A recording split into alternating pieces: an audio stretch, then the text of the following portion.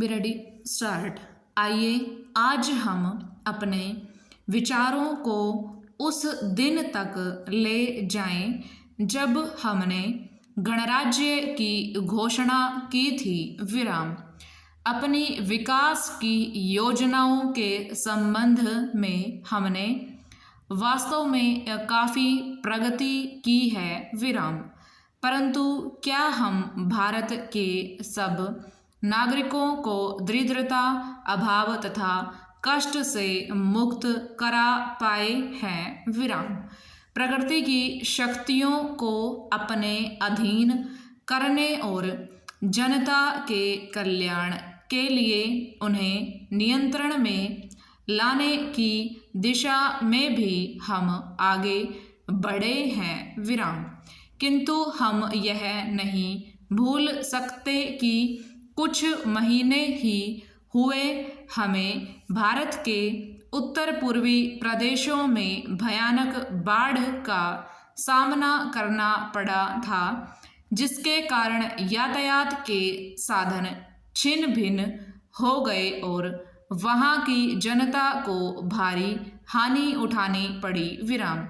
निसंदेह साक्षरता प्रसार और रोगों के निराकरण के महत्वपूर्ण उपाय भी हमने सोचे हैं।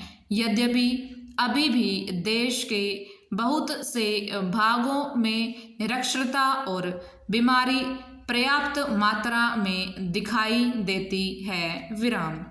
जन कल्याण की योजनाओं को हम बराबर आगे बढ़ाते रहेंगे, यह हमारा दृढ़ संकल्प है। विराम। इसमें संदेह नहीं किया जा सकता। विराम। इन योजनाओं के पूरे होने के संबंध में जो प्रयास अब तक किया गया है, उससे भी हमें असंतुष्ट नहीं होना चाहिए। विराम। फिर भी जो कुछ अब तक किया जा सका है, यदि वह बहुत चमत्कारी नहीं दिखता तो उसका कारण यह है कि अभी निर्माण कार्य जारी है और समाप्त नहीं हुआ है। विराम। राष्ट्र के निर्माण में समय की आवश्यकता होती है। विराम।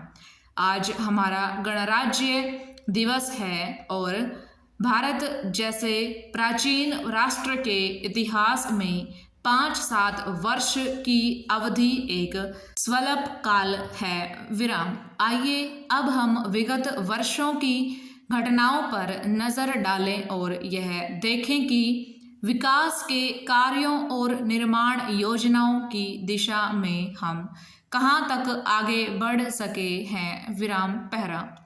यदि मुझसे यह कहा जाए कि बीते वर्षों की घटनाओं का वर्णन मैं एक वाक्य में करूं, तो मैं कहना चाहूँगा कि संविधान में दिए गए निर्देशों के अनुसार हमने समस्त राष्ट्र के साधनों को ऐसे ढंग से जुटाना आरंभ कर दिया है जिससे यह स्पष्ट हो जाता है कि भारत में कल्याणकारी राज्य की स्थापना का श्री गणेश हो चुका है। विराम। पिछले वर्षों में हमने जो संकल्प और दावे किए थे, अब वे मूर्तिमान होने लगे हैं। विराम। इसलिए अब यह समझना कठिन नहीं है कि राष्ट्र किधर जा रहा है और आगामी 10 या 15 वर्षों में हम किस स्थिति में होंगे। विराम। महान नदी घाटी योजनाओं पर कार्य बराबर जारी है। विराम। इनमें से एक योजना भाखड़ नांगल योजना से बहुमूल्य पानी और बिजली पंजाब, पेप्सू तथा राजस्थान के भागों को मिलने भी लग गई है। विराम। दामोदर घाटी योजना से कुछ समय हुआ बिजली प्राप्त होने लगी थी और हीराकुंड, चंबल तथा दूसरी महान योजनाओं की भांति यह योजना भी यथेष्ट रूप से आगे बढ़ रही है। विराम। भाखड़ा नांगल योजना का प्रथम चरण समाप्त होने से अब यह स्पष्ट है कि इन महान योजनाओं के द्वारा देश में कितने महत्वपूर्ण परिवर्तन हो जाएंगे। विराम पहरा। महोदय, कोसी नदी जिसे शोक और दुख का सूचक माना जाता है, इस वर्ष फिर अपने प्रकोप से महान हानि का कारण बनी। विराम। अब इस नदी पर काबू पाने और इसकी उपद्रवी लीला समाप्त करने के लिए भी योजना तैयार हो गई है। विराम। इस योजना की रूपरेखा तैयार हो चुकी है और निर्माण का काम हाथ में लिया जा चुका है। विराम। आशा है इस योजना के निर्माण से बड़े पैमाने पर जनसाधारण को सेवाएं उपलब्ध होंगी। विराम। जब यह नया परीक्षण सफल होगा तो महान योजनाओं के निर्माण में और भारत की महान जनशक्ति के उपयोग के संबंध में हमारी जानकारी और अनुभव में महत्वपूर्ण वृद्धि होगी। विराम। औद्योगिकरण के क्षेत्र में उन्नति, उत्पादन में और अधिक वृद्धि और भारत की प्रति व्यक्ति आय में वृद्धि विचाराधीन वर्ष की कुछ महत्वपूर्ण बातें हैं। विराम। औद्योगिकरण के साथ ही रोजगार के क्षेत्र को विस्तृत करने के प्रयत्न भी बराबर जारी हैं। विराम। कुटीर उद्योगों और घरेलू धंधों को प्रोत्साहन देकर औद्योगिकरण और रोजगार में समुचित संतुलन स्थापित करने का प्रयास किया जा रहा है। विराम। यह बात सभी स्वीकार करते हैं कि यदि भारत के जनसाधारण को उदासीनता और हार मानने की भावना से मुक्त करना है तो बढ़ती हुई बेरोजगारी को दूर करने का उपाय करना होगा। विराम। इस दिशा में घरेलू उद्योग धंधे बहुत से लोगों को आंशिक या पूर्ण उपयोगी काम देकर इस समस्या का बहुत कुछ समाधान कर सकते हैं। विराम।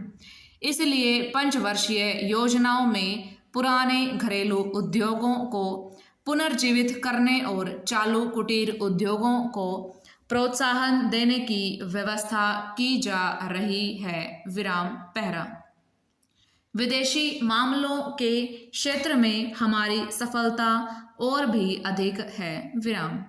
हमारी नीति, जिसे मैं सक्रिय और स्वदेशीय तटस्थता की नीति कहना चाहूँगा, वास्तविक व्यवहार में किसी भी देश अथवा यहाँ के लोगों को अपना शत्रु न समझने की नीति है। विराम।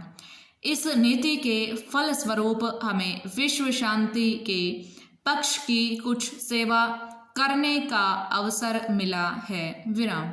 हम प्रसन्न और आभारी हैं कि संसार के राष्ट्रों में भारत का स्थान इतना ऊंचा है। विराम।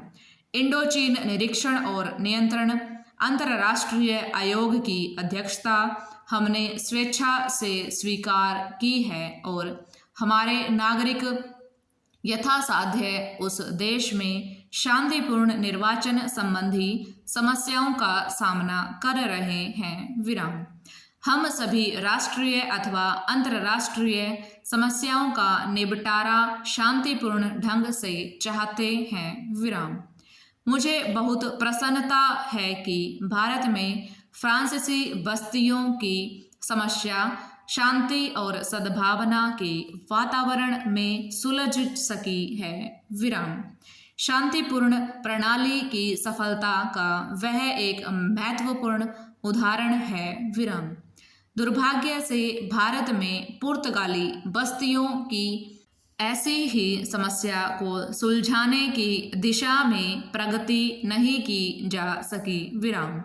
मैं आशा करता हूँ कि पुर्तगाल इन बस्तियों में रहने वाले लोगों को स्वाधीनता के अधिकार को स्वीकार करेगा और फ्रांस और ब्रिटेन की सरकारों का अनुसरण करेगा। विराम।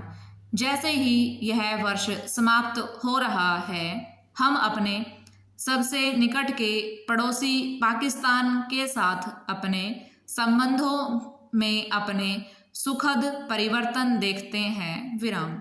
पाकिस्तान के लिए हमारे हृदय में सदैव से पूर्ण सद्भावना और शुभकामनाएं हैं। विराम। ओवर।